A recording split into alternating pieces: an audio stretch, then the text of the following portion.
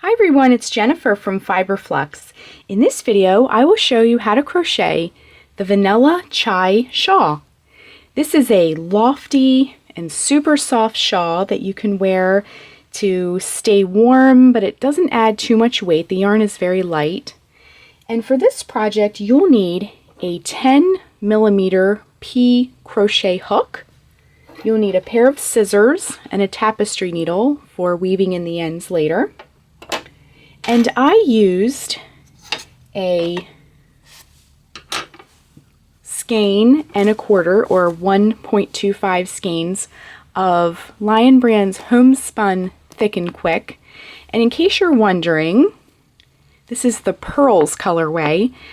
And this yarn comes in a lot of different colors. And I went with a more neutral color, but it comes in a lot of really pretty colors. So let's get started. We'll get our shawl out of the way here.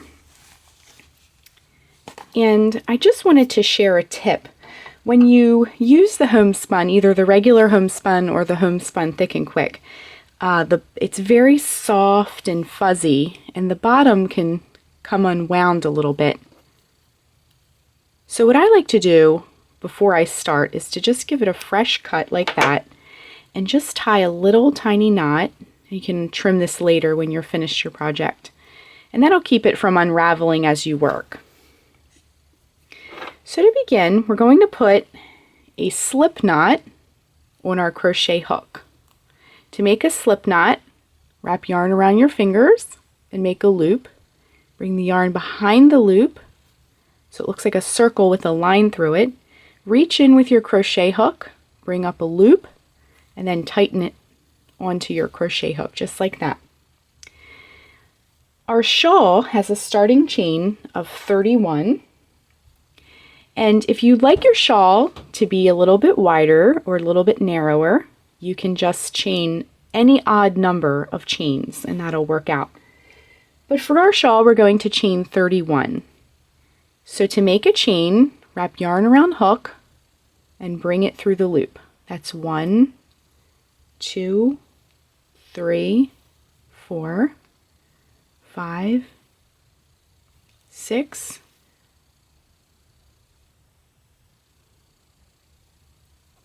7, 8, 9,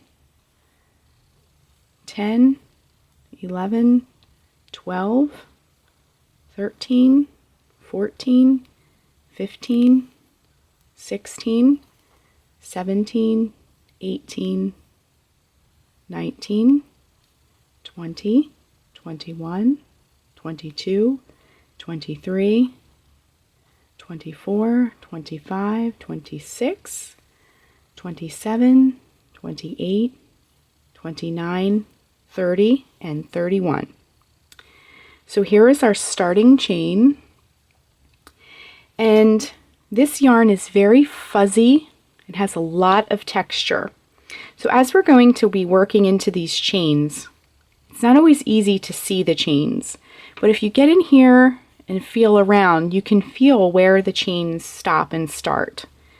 So you can feel a hole, and then you can feel like a bump. So that's where they connect. And you can feel another hole.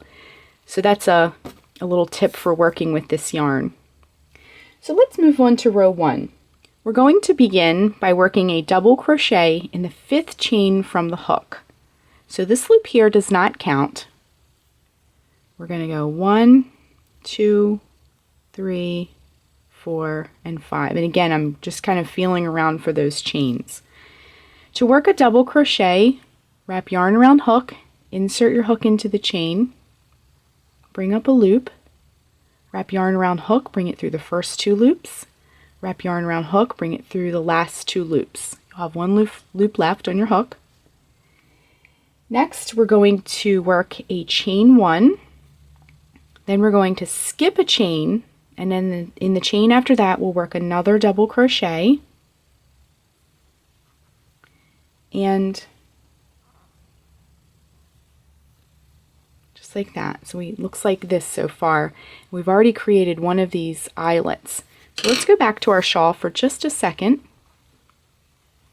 Our shawl has an overall mesh pattern, which with a lofty yarn, this will keep you warm, but also let some air circulate.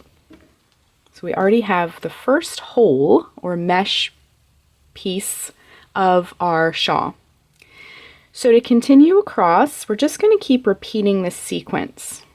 So chain 1, skip a chain, and in the chain after that, work a double crochet.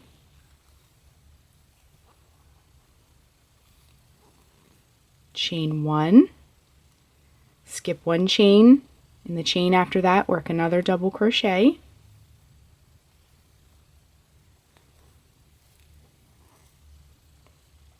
And chain 1, skip a chain, in the next chain after that, work a double crochet.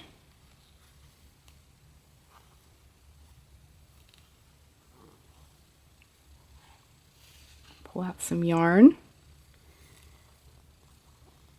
Chain 1, skip a chain, in the next chain work a double crochet.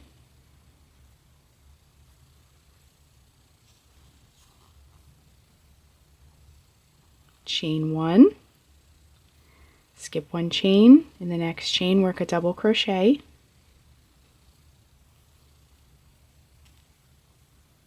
Chain 1, skip 1 chain, in the chain after that work a double crochet. Chain 1, skip a chain, in the chain after that work another double crochet. Again, we're just doing this all the way across our row. Chain 1, skip a chain, in the chain after that work a double crochet. And again, I'm just at this point having to feel for the chains a little bit, and that's okay. Okay, so we chain 1, skip a chain, in the chain after that work a double crochet.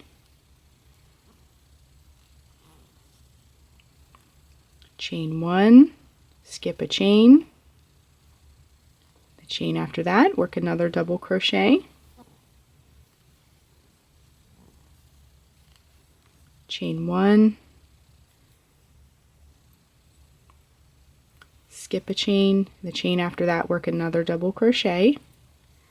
We're almost at the end.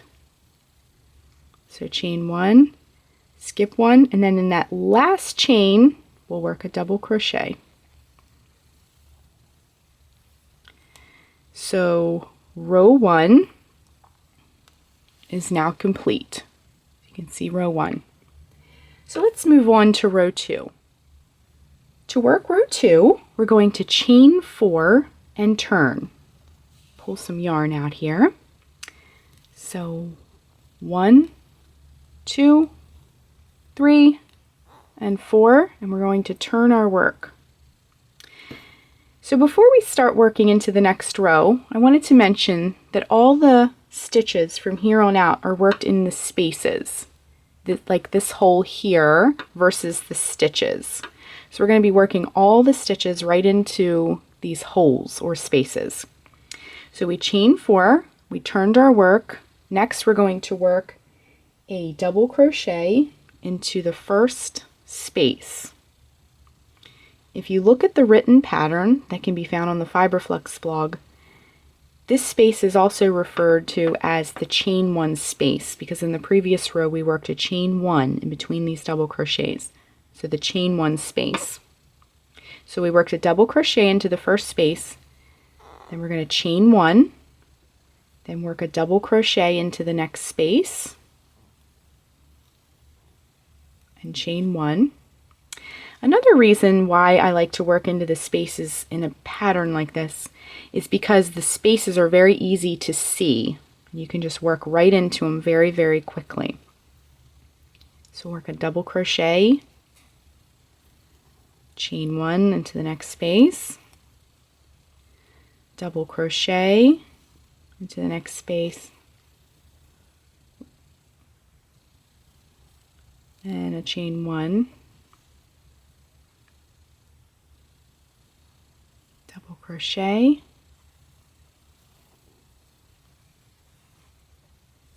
let's pull that one apart.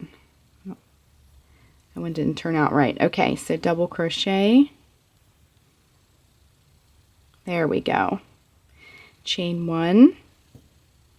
Sometimes we just got to pull it apart and do it again, and that's perfectly fine.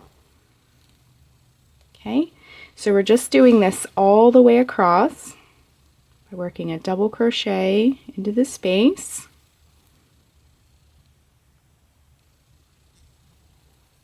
And a chain one.